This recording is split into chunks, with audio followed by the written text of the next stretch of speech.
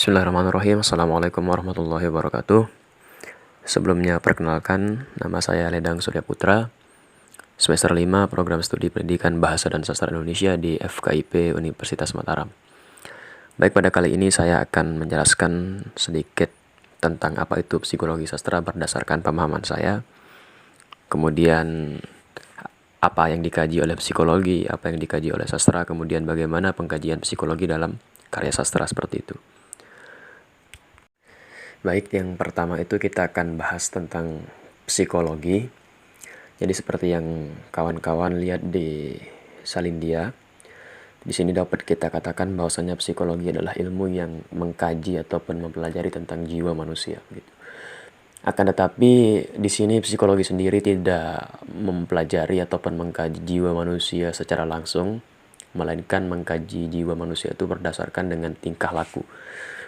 Karena yang mendasari tingkah laku ataupun perilaku seseorang ataupun perilaku manusia itu adalah jiwanya.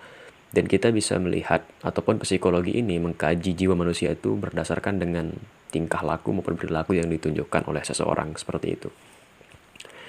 Kemudian untuk melihat sendiri bagaimana lebih spesifiknya psikologi ini mengkaji jiwa manusia berdasarkan dengan tingkah laku, nanti akan kita bahas di slide terakhir tentang beberapa tokoh psikologi dengan teori-teori agungnya.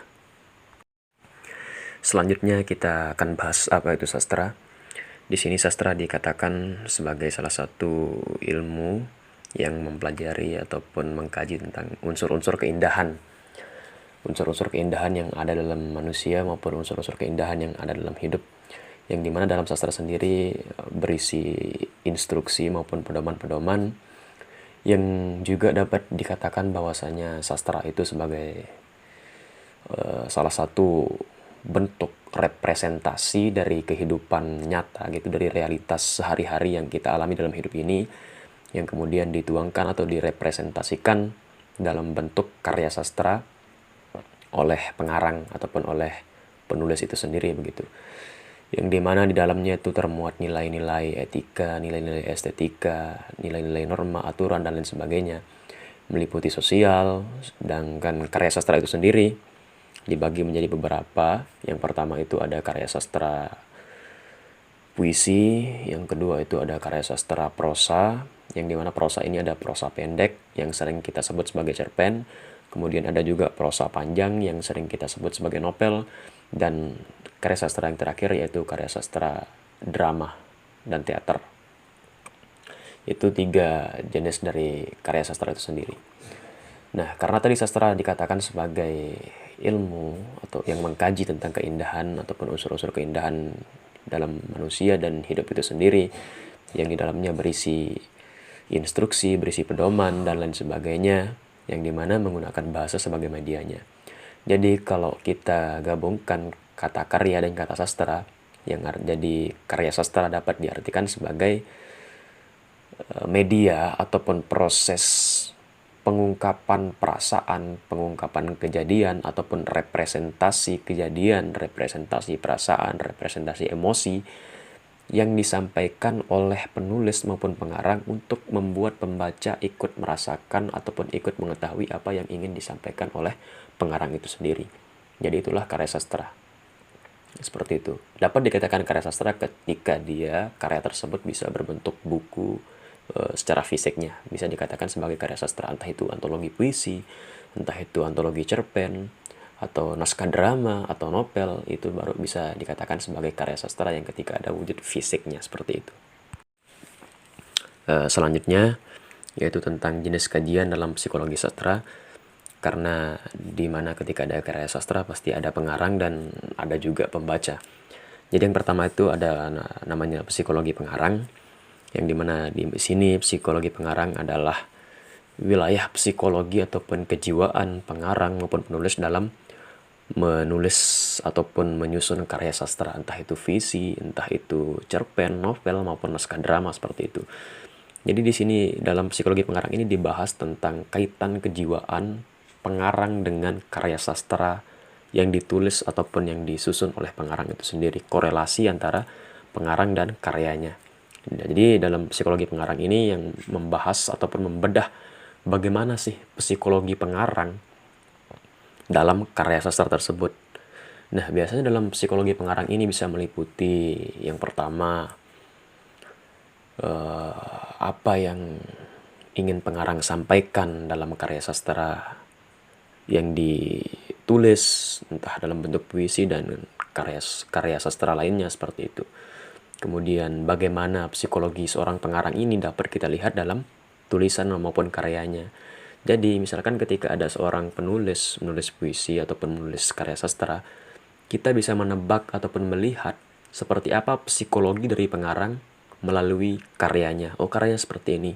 Dan di sana melalui teori-teori psikologi kita bisa bedah, oh, psikologi dari pengarang ataupun psikologi dari penulis novel ini ternyata seperti ini begitu.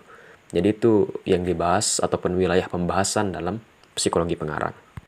Yang selanjutnya itu adalah psikologi pembaca, di mana psikologi pembaca di sini wilayah dari psikologi pembaca itu adalah bagaimana situasi jiwa ataupun situasi kejiwaan dari pembaca dalam menginterpretasikan karya sastra begitu. Jadi ketika seorang pembaca membaca sebuah karya sastra, di situ yang dibahas dalam psikologi pembaca ini adalah aspek kejiwaan si pembaca ketika membaca karya sastra. Entah itu berupa emosi yang dia rasakan, kemudian bagaimana dia menginterpretasikan karya sastra hingga mengalami berbagai macam situasi kejiwaan. Jadi itu adalah lingkup pembahasan ataupun lingkup kajian dari jenis kajian psikologi sastra, yaitu psikologi pembaca. Oke, sesuai dengan apa yang saya katakan di awal tadi, di sini kita akan melihat tokoh-tokoh psikologi dengan teorinya begitu. Yang pertama itu ada Sigmund Freud, ya, di mana Sigmund Freud ini lahir pada tanggal 6 Mei 1856 di Ceko, Jerman, yang dimana Freud berpendapat ataupun gagasan dari Freud membagi tingkatan kesadaran jiwa manusia itu menjadi 3. Yang pertama itu sadar, yang kedua prasadar, dan yang terakhir itu tidak sadar. Jadi ada 3 tingkatan yang dibagi oleh Freud dalam jiwa manusia. Ada ketika di mana dia tidak sadar, kemudian ada ketika prasadar, dan ada ketika dia sadar. Kemudian untuk kepribadian sendiri, Freud membagi 3 struktur kepribadian. Yang pertama itu ada namanya id, sesuatu yang ada di alam bawah sadar kita, yang dimana di wilayah id ini yang dikatakan oleh Freud itu dari pusat ke bawah. Jadi Freud ini meliputi rasa lapar, rasa haus, seks, dan lain sebagainya, dan sesuatu hal-hal yang tidak kita sadari begitu, yang di luar kendali kita, itu adalah bagian dari id. Kemudian yang kedua itu ego, dan yang terakhir itu super ego. Ego ini lebih kepada bagaimana dia akan bertindak untuk memuaskan id. Kemudian super ego ini yang memberikan tawaran. Jadi super ego ini berbicara tentang norma, berbicara tentang aturan, dan berbicara tentang aturan-aturan yang berlaku dalam sistem sosial begitu. Contohnya ketika lapar itu id yang bekerja, kemudian makan itu ego, kemudian super ego menawarkan antara halal dan haram. Intinya super ego ini berbicara tentang norma, peraturan, agama, dan sistem yang berlaku di lingkungan sosial. Jadi untuk dapat bisa melihat ataupun mengkaji karya sastra dengan teorinya Freud, dapat kita klasifikasikan nantinya ketika dalam sebuah karya sastra terdapat seorang tokoh, yang dimana apa yang terjadi dalam karya sastra, semisal tokoh tersebut melakukan ini, melakukan itu, dan bagaimana konflik yang dibentuk oleh pengarang dalam sebuah karya sastra, maka dapat kita klasifikasikan ataupun dapat kita ketahui bahwasanya seorang tokoh ini kondisi psikologinya seperti ini gitu, kondisi jiwa dari si tokoh ini seperti ini gitu, dimana ketika dia menunjukkan aspek-aspek id seperti yang dikatakan oleh Freud, ketika dia merasa lapar atau mungkin ketika dia merasa ingin melakukan seks dan sesuatu yang ada di alam id itu sendiri, maka di sana dapat kita lihat bahwasanya oh ini ketika dia dikendalikan ataupun id-nya menuntut gitu. Kemudian bagaimana cara dia untuk memenuhi id-nya melalui ego, kemudian bagaimana tawaran-tawaran yang ditawarkan oleh super ego dari seorang tokoh tersebut. Nah, selanjutnya di sini ada Erich Fromm, di mana Erich Fromm lahir pada tahun 1900 di Frankfurt, Jerman. Di sini Erich Fromm juga berangkat dari teorinya Freud, Akan tetapi yang lebih mempengaruhi Erich Fromm di sini yang pertama itu Freud dan yang kedua itu Karl Marx. Ada peristiwa kecil yang membuat Erich Fromm terguncang sekali, yang dimana ketika itu peristiwa pertama adalah ketika ada seorang kerabatnya perempuan cantik dan pinter meninggal karena bunuh diri. Hal itu yang nggak bisa tercapai di pikiran Fromm. Kok bisa gitu orang cantik, orang pinter gitu, sering dipuji malah bunuh diri gitu, seperti itu yang nggak bisa diterima oleh pikiran Erich Fromm, sehingga hal itu dia temukan jawaban di Sigmund Freud. Kemudian hal kedua yang mempengaruhi Fromm ketika dia di masa lalunya yaitu Perang Dunia Pertama, yang dimana Fromm menyaksikan langsung bagaimana keganasan idealisme saat itu, dan Fromm mendapatkan jawaban itu dari Karl Marx seperti itu. Jadi berdasarkan dengan Freud dan Marx dengan gagasannya masing-masing itu, di sini Fromm melampaui teori dari Freud dan Marx. Melampaui artinya di sini ada kelanjutannya ataupun dikembangkan oleh Fromm, di mana Fromm menambahkan dalam teorinya dua sistem determinisasi dengan sisi yang agak aneh. Yang pertama itu ide tentang kebebasan, yang dimana merupakan hal yang melampaui determinisme yang ditentukan oleh Freud dan Marx.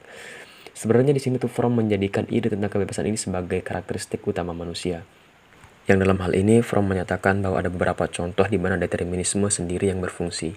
Yang dimana dapat dilihat dari teorinya Fromm tentang gagasannya itu bahwasanya contoh terbaik determinisme biologis ala Freud atau ala Sigmund Freud yaitu insting telah dipersiapkan menghadapi segala sesuatu.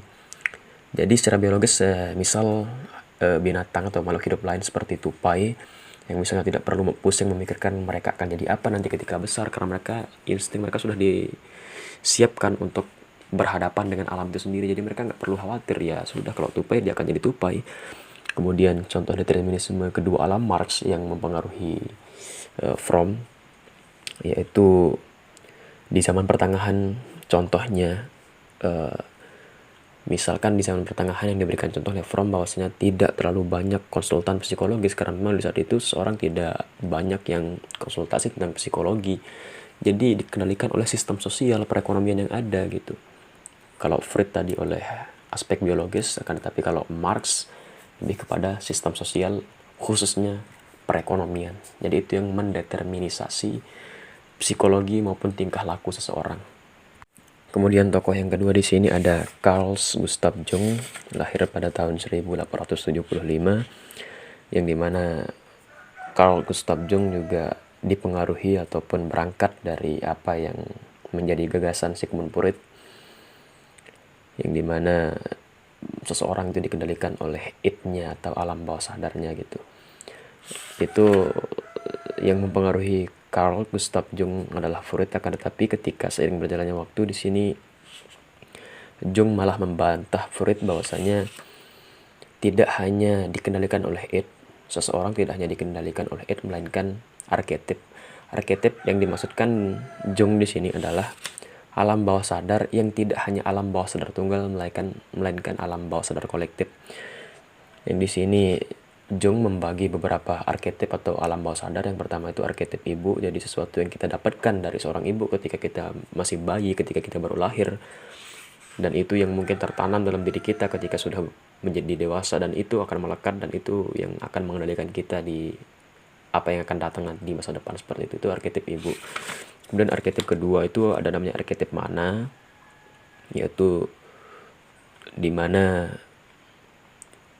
sesuatu yang bersifat biologis seperti insting dalam teorinya Freud. Jadi ini arketip mana, yaitu sesuatu yang bersifat biologis. Kemudian ada arketip bayangan, ada arketip persona, ada anima dan animus, arketipal yang lain. Jadi lebih kepada alam bawah sadar kolektif. Jadi klasifikasi dari Jung lebih banyak atau lebih luas dari Freud gitu. Selanjutnya kita bahas singkat saja karena videonya akan terlalu panjang kalau kita mengulas terlalu banyak tentang teori-teori dari masing-masing tokoh. Yang selanjutnya itu David Kreh, yang dimana David Kreh menjelaskan bahwa terdapat 4 klasifikasi emosi dasar pada manusia. Yang pertama itu ada kegembiraan, kemarahan, ketakutan, dan kesedihan. Kemudian emosi yang kedua itu berhubungan dengan stimulasi sensor seperti sakit, jijik, bahagia, Kemudian emosi selanjutnya itu adalah emosi yang berhubungan dengan penilaian diri sendiri seperti sukses dan gagal, bangga dan malu, bersalah dan menyesal, seperti itu. Kemudian yang selanjutnya itu teori dari Alfred Adler yang berpendapat bahwasanya umat manusia dimotivasi ataupun didorong oleh keinginan masyarakat. Di mana menurut Adler pada dasarnya manusia adalah makhluk sosial yang mereka akan menghubungkan dirinya dengan orang lain, terlibat dalam kegiatan-kegiatan kemasyarakatan, menempatkan kepentingan umum ataupun kepentingan sosial di atas kepentingan pribadi, serta menjalankan gaya hidup yang didominasi oleh orientasi kemasyarakatan. Oke, dan yang terakhir yaitu Carl Ransom Roger, di mana Carl atau Roger sendiri berpendapat bahwasanya setiap orang itu menciptakan realitas yang sesuai dengan kumpulan pengalaman pribadinya, dan apa yang telah dialaminya maupun pengalaman pribadi tersebut hanya dapat dikenal oleh orang itu sendiri. Jadi di sini dimana Roger menjelaskan ataupun mengukakan bahwasanya apa yang dianggap nyata oleh seseorang adalah sesuatu yang hadir di dalam kerangka pemikiran orang tersebut atau dunia subjektifnya, termasuk segala sesuatu yang setiap saat berada di dalam medan kesadarannya. Demikian. Jadi ini adalah beberapa tokoh psikologi yang saya ketahui yang masih saya pelajari juga teori-teorinya. Jadi untuk kawan-kawan yang ingin mendalami teori dari masing-masing tokoh ini, langsung saja baca buku dari setiap mereka, baca gagasan-gagasan agung mereka. Jadi mungkin sekian yang dapat saya sampaikan pada kesempatan kali ini. Kurang dan lebihnya mohon maaf. Kalau ada kesalahan silahkan disampaikan. Kalau ada hal-hal yang saya sampaikan sekiranya tidak tepat, mohon untuk dikoreksi karena saya juga masih belajar. Sekian, Assalamualaikum warahmatullahi wabarakatuh.